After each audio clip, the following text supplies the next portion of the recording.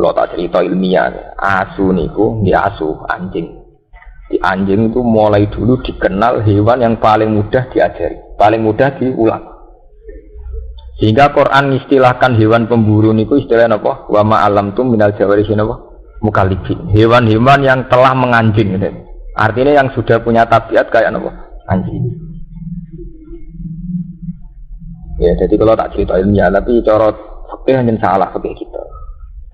Jadi riyen mulai Nabi Nuh sampai Nabi Muhammad itu asu itu tidak punya problem. Di sahabat tidak ada asu kata.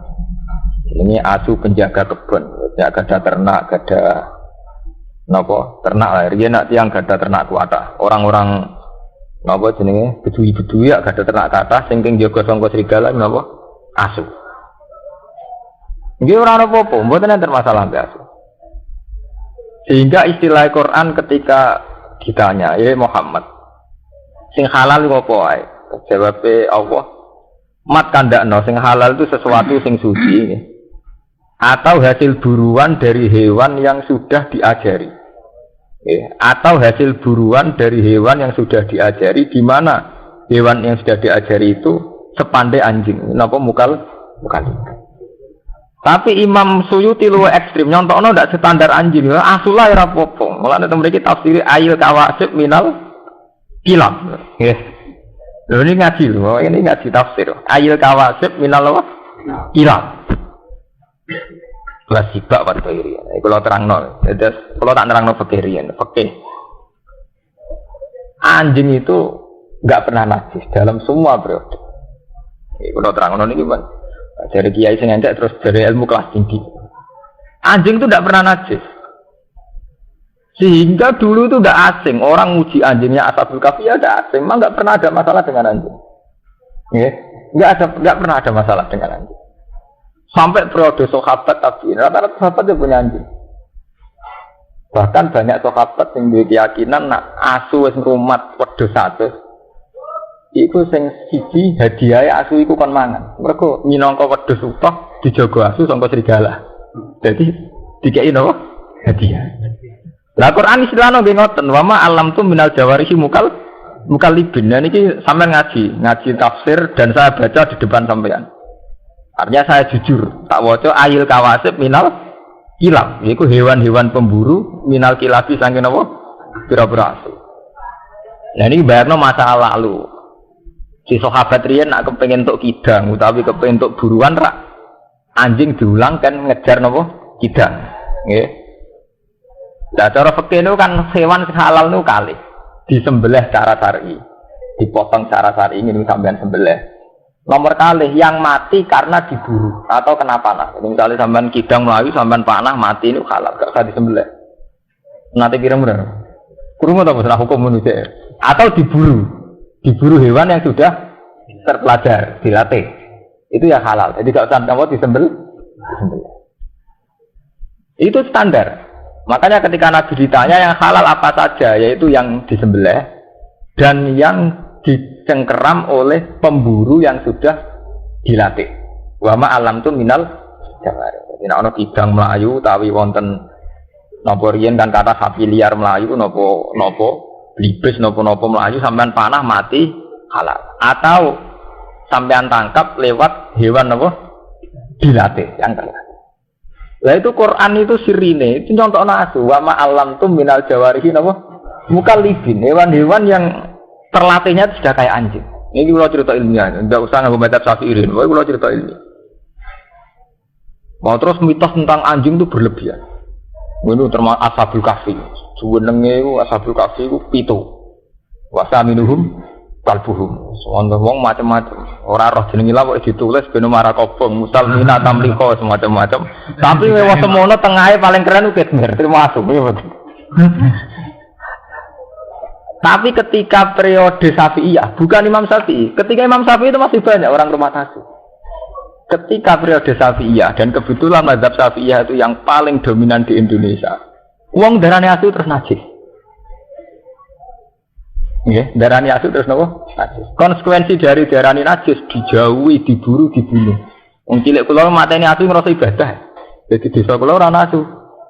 Ya, untuk konteks Indonesia memang itu desa kok nasune berarti daerah abangan. Nek ora nasune daerah san. Jadi buru asu ngrasa napa? Ibadah. Tapi di saat yang sama santri yo ngakoni, mengakui nak kewan Ashabul Kahfi jenenge napa? Asu. Ya ngakoni nak kewan paling pinter napa? Asu. Napa malah intelijen napa kepolisian napa badan narkoba tetap ngakoni hewan paling mudah diajari napa? Asu. Hargane asu ini sudah juta, 100 juta gitu, tak pengen Rusia, asu-asu yang sudah terlatih kangge narkoba, nopo-nopo hargane tidak nopo, ratusan juta. Itu jelas membuktikan ilmiahnya Quran, karena Quran sendiri ngakui hewan terpelajar contohnya nopo, wama alam tu minal jawarihi nopo, bukan itu. Makanya saya bilang, tahu-tahu kita bodoh, yaitu tadi ketika mazhab Syafi'iyah itu menganggap asu itu najis, itu terus kita lupa khawasul kalbi. Sirine khawasi asu, keistimewaannya padahal itu hal yang tidak bertentangan. Kalau asu itu betul pinter dan istimewa, bener nak atau darani najis, bener rambut sembelah jadi ternak. Nggih mboten. Justru barang istimewa ora perlu dibunuh nggih mboten. Karena istimewa, lha nek asu halal koyo ana pitik malah disota sate malah cepet entek. Sate jamu. Tapi teng mriki Imam Suyuti itu termasuk orang yang secara ilmiah itu jujur. Beliau itu mazhab Syafi'i. Tapi dalam hal yang kayak ini beliau itu bebas mazhab. Huri orang yang tidak bermazhab. Makanya beliau tetap nafsiri ayil kawasib minal kilab. Kilab itu jamae kata kalbun. Artinya ya asu tenan niku ya asu sing sampean buru sing ngrasa ibadah. Nah sampean tangklet. Kenapa mazhab Syafi'i itu menajiskan? Niku asline khilaf. Yang jelas tek ini ngaji ilmiah, orang urusan cocok, ora cocok. Nah, menurut zaman cocok ya orang ilmiah. Asli tek hadis tentang asu najis ini orang Nabi nanti ngendikan ida walago ina ahadikum al kalfu fal yasilu nabo sabat. Nah Adam didilat asu. Istilahnya Nabi asli loh. Tak kok nasi nanti ngaji. Istilahnya ida walago gitu.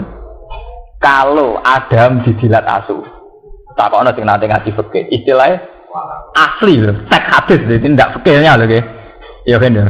Tek nopo hadis. Istilah idza walagha inna ahadikum al kalbu falyasilhu nopo saban. Kalau anjing itu menjilat di antara wadah kamu, falyasilhu saban. Basuh ping itu. Asli teke Nabi. Jadi Nabi ngendikan ono istilah jilat, ono istilah ada. Nah ini semari ekstrim itu istilah jilat mbek ada. Wadah itu ada minum, pertama wadah minum, ngangge ngombe, napa wadah tinggi sesuci. Ya terus wonten istihad. Istihad.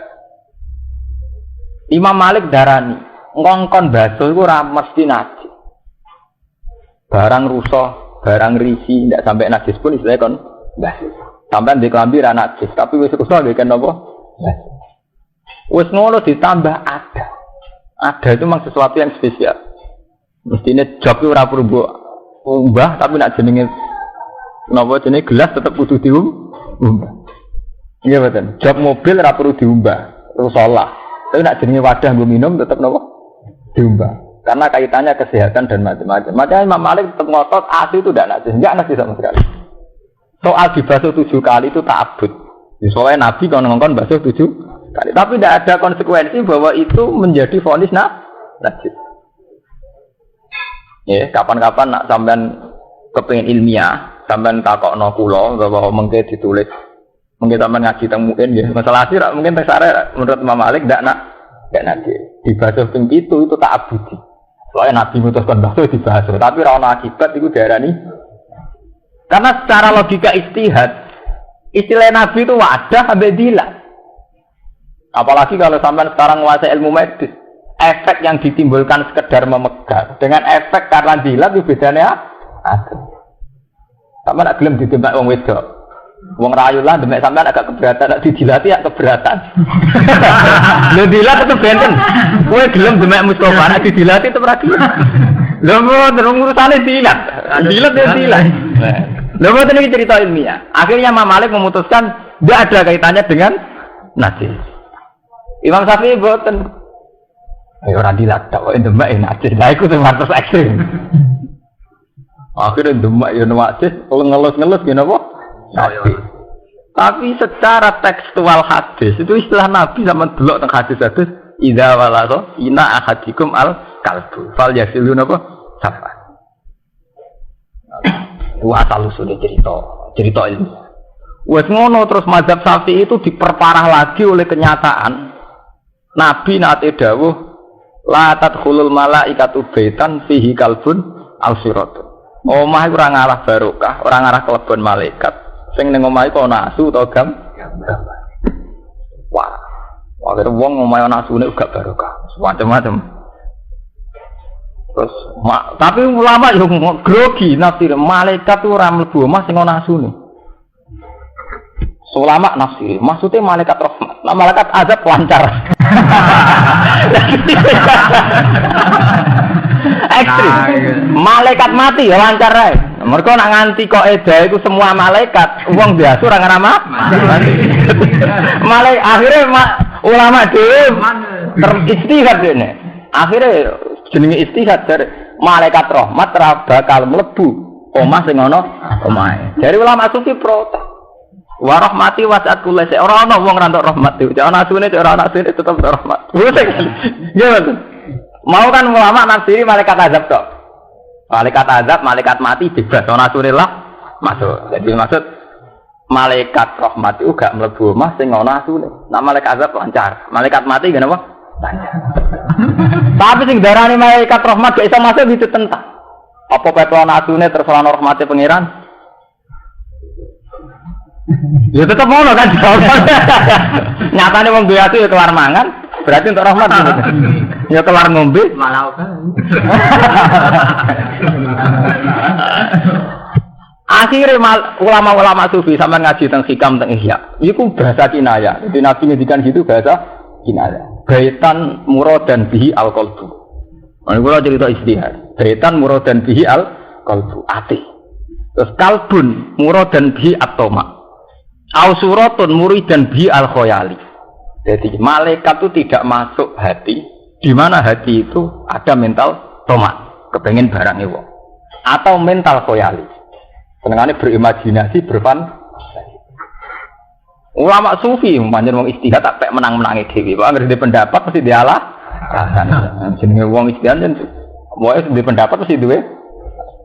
Wong jenengan apal Quran tak waca ayat. Alasane nganggo ayat waktu alaihim naba alladzi atainahu ayatina fansalakha minha fatba'ahu syaitan fakana minal ghawin walau syi'na la rafa'nahu biha walakinnahu akhlada ilal ardi wattaba'a hawa. Terusane seperti fama salhu kama salil qalbi in tahmil alaihal has au tatrukhu napa ya. Wong alim sing ra iso nglakoni ilmune iku wong-wong alim sing ngrasa abadi ning bumi iku kaya asu kama salil qalbi. Lah asu iku piye in tahmil alaiyal has au tatruku ya mbok sentak ya melet ora mbok sentak ya melet. Ulama nafsiri toma asu iku duwe penyakit napa? Toma. Jadi ulama sufi dengkon maksude asu ning ngono iku toma. Jadi wong Islam iku atine ra ngarah digoni malaikat, nak atine dhe mental toma. Mun sakniki sampean cek mazhab Syafi'i napa gaya bebas. Lha kula saya enggak dalam konteks saya sekuler atau modern enggak. Saya ngaji Mahali, ngaji Wahab. Jadi ketika saya modern, artinya punya banyak pilihan, pancen mergo ngalim ora perkara bid'ah mboten. Mboten perkara aneh mboten. Saya punya akurasi ilmiah teng dene mazhab fikih, sampean maca teng Al-Mazhabul Arba'ah napa teng Mahali, teng enak wonten keterangane dari Imam Malik asun hadis. Ngoten, zaman kowe ngaji nggih. Ngaji to. Ngoten. Ya karena itu tadi, ketika Nabi ngendikan itu istilah teks aslinya itu idza walagha, nak dilak. Wis dilak disebut ada. Lho ini kan dua hal yang memang diperlakukan secara beda. Nggih to nggih. Sampeyan ditemek Mustafa gelem nak dilak ora? Terus ada itu ada ngombe. Jogan kena telek utawa garasi, mungkin ra mbok umbah. Tapi nak ada ngombe meneh nek telek, debu sampean umbah.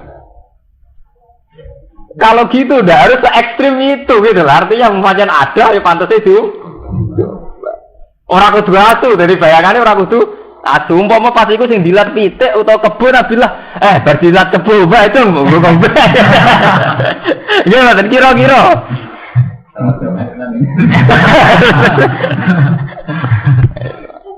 Ngaji be wong alim ben pengalaman.